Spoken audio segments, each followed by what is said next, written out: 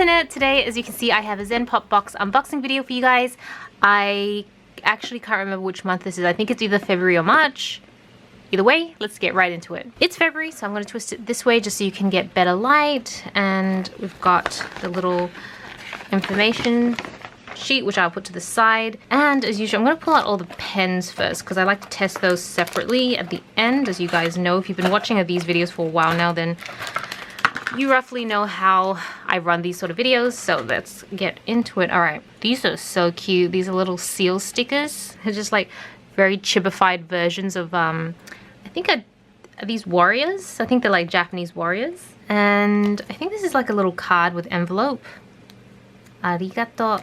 It's a little thank you card. That's so cute. Actually, I could totally have used this when my Japanese teacher left. One of my old Japanese teachers went back to Japan, and this would have been perfect, but I'm still taking Japanese lessons, so I think I'm going to use it the next time one of my teachers has to go back to Japan.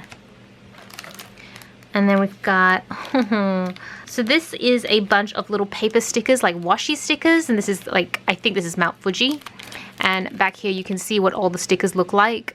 So cute. They have little faces. I think it's just like everything themed around Mount Fuji in the area. So they're so cute. I can't wait to actually use this. These are gonna be so cute and decorative for the planning. And I actually do have a trip to Japan, although it's gonna be like quite a bit later, but I can definitely use these stickers to decorate. And these, I think these are paper clips. They're like little fish-shaped paper clips. You can see the black and the red ones are like different shapes. So this one apparently is called demikin. Demikin? I think this one's called demekin, which is just like golden fish with bulging eyes, little bulging eyes. And then I think this is like regular fish. I don't know. It's cute. And then here we have, oh, I think these are, all this stuff would have been so great when I was still in high school and still in that nature of passing notes around. So basically you get this note, and attached to the back is a little envelope that you can put like smaller notes and stuff in it. So that's really cute. Then we have, what is this? Oh, okay, I get this. It's kind of like, it's like a notepad, but they work as individual scrolls. So I don't know if you can see like this indentation here. So you can like write a note and roll it up. And they've also got like a little slit here. You've got this little tab so you can roll it up and it stays together. And basically they end up looking a bit like this. I've never seen this before. This is kind of cool. All them like ninja scrolls. And this, don't really know. This is like a notepad? Yeah, it's a notepad. Okay, there you go. It's a general notepad. It's very cute though. These are just really cute sticky notes. I can see, I use sticky notes all the time, so it's going to be really handy. And then we have, oh, okay, let me take this out. It'll be easier to show you guys. Okay, these are little erasers. I think if you guys have been watching my videos for a while, you know that I've been collecting these for a little while now. And they're always so different. So this is like nigiri, like a little plate of nigiri, and then some green tea. So cute. Obviously, I could never use these. They're just really great decorative pieces for my desk, which, let me tell you, is growing of decorative erasers. And then last one is washi tape. According to the note, there's like 3 different symbols that you can have on here. So it's all like fans.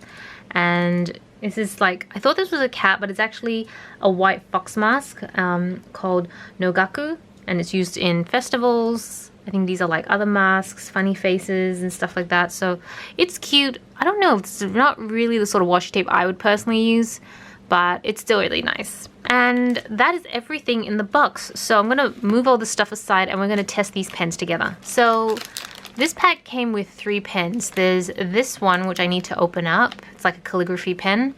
Actually, I already have, do I have this one? I think I have this one, but in black. So this is a purple one, it seems. And then, oh, and then actually, is it the same pen? It looks like it's exactly the same, except one is brown and one is purple. So I'll go through them individually. I'll go through this one first. I'll open it up. As you can see, it's all in Japanese.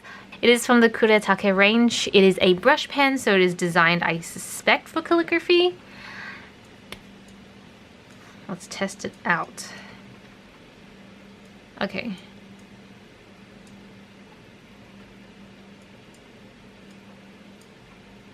Don't judge my calligraphy. I'm actually really not good at this, especially when I'm on camera. I get like a little nervous and I'm like, what am I supposed to draw again? Okay, but I like how you can do like really thick lines and really thin lines. It's very pigmented. That's what I really like about this one.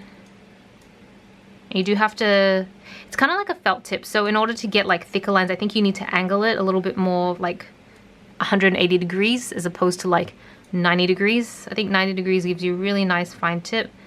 And then 180 degrees gives you like thick.